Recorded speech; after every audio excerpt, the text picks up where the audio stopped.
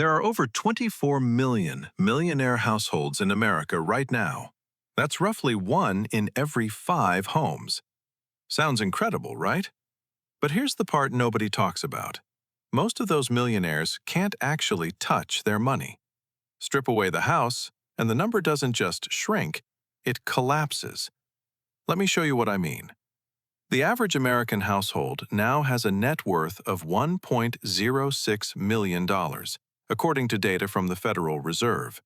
For the first time in history, the mean household crossed the 7-figure mark. And on paper, that looks like a nation of millionaires.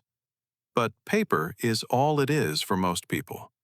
Because when you remove home equity from the equation, only about 6 million people in the entire country still qualify as millionaires.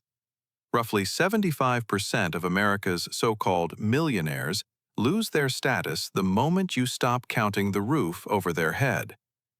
So, what's really going on here? Home equity in this country has nearly doubled since the end of 2019. It went from $19.5 trillion to almost $36 trillion. That $16 trillion gain in just 6 years is more than the total amount of home equity that existed before 2017. Housing prices exploded, and when your home doubles in value, your net worth doubles on paper too. But you can't spend your walls. You can't deposit your kitchen into a brokerage account. Your front porch doesn't pay for groceries. This is the trap, and millions of Americans are sitting right in it without even knowing.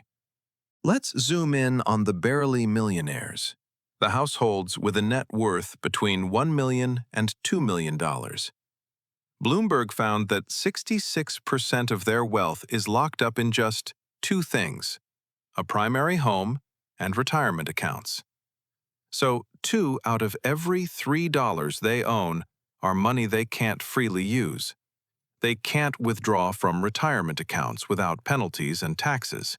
They can't sell their house without needing somewhere else to live. They are, in the most frustrating way possible, rich and broke at the same time. The financial industry calls this house rich, cash poor, and it's more common than you think.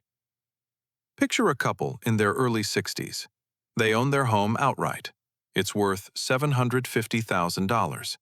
They've got another $250,000 in savings and investments. Technically, they're millionaires. But that $250,000 is all they have to actually live on. If they need $50,000 a year to cover expenses, that money lasts 5 years. Then what? Sell the house? Take on a reverse mortgage? Borrow against the equity they spent decades building?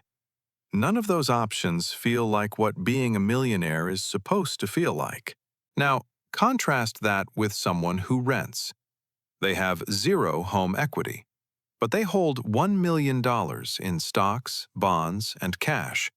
They can generate income from those investments. They can adjust, pivot, and cover emergencies without touching their living situation. On paper, their net worth is the same as the homeowners. In reality, their financial freedom is on a completely different level. This is why the distinction matters. Net worth tells you what you own minus what you owe. But it doesn't tell you what you can actually do with that money. And the numbers back this up. The median household net worth in America is about $192,900. But when you remove home equity from that calculation, it drops to just $57,900. That's a 70% decline. For most Americans, their home isn't just their biggest asset, it's almost their only asset. Pew Research found that for home-owning households, the primary residence made up the largest single share of their wealth. And for lower and middle-income households, that share was even larger, sometimes 65% or more of total net worth. Compare that to wealthier households, where stocks and securities make up about 40% of net worth.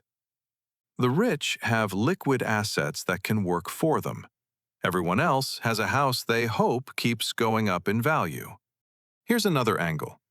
Only 4.7% of Americans have $1 million or more saved specifically in retirement accounts, like 401ks and IRAs.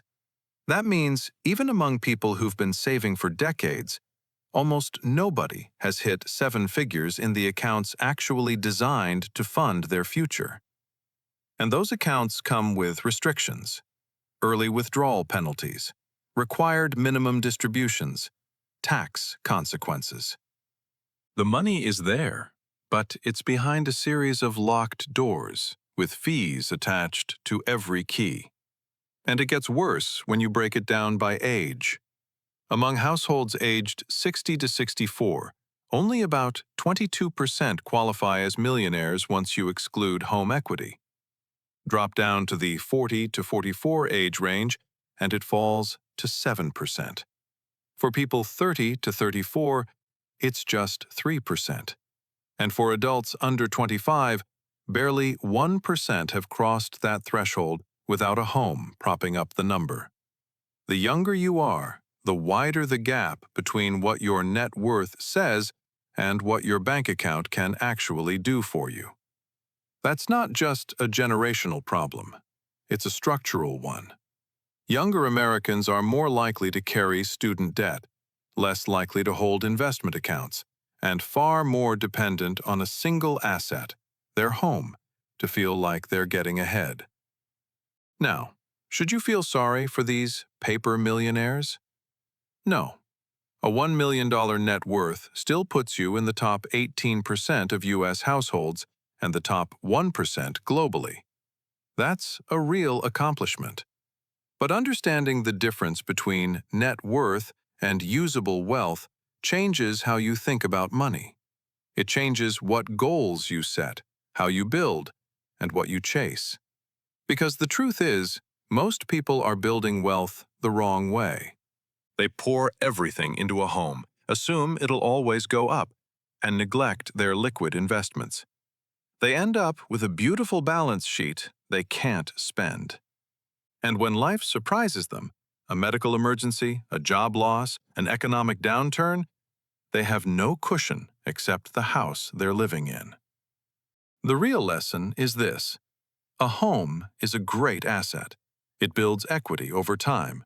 It forces you to save through mortgage payments.